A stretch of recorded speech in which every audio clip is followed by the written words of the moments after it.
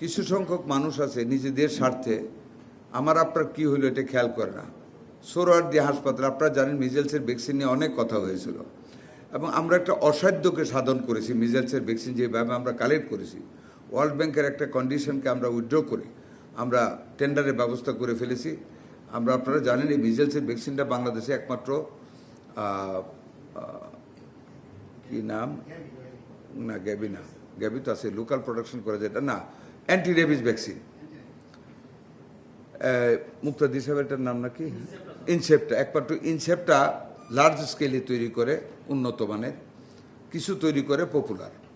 ক্রাইসিসটা যখন হয়ে গেল, বিগত সরকার কোনো ভ্যাকসিন কিনে যায় নাই, তখন আমরা যখন একটা রুগী মারা গেল সাথে সাথে টেক আপ করলাম মধ্যরাতে, আপনারা জানেন। টেক আপ করে আমরা ওনার সাথে আলাপ করে ওনার কাছ থেকে আমরা মানে বাকিতে আমরা নেওয়া শুরু করলাম।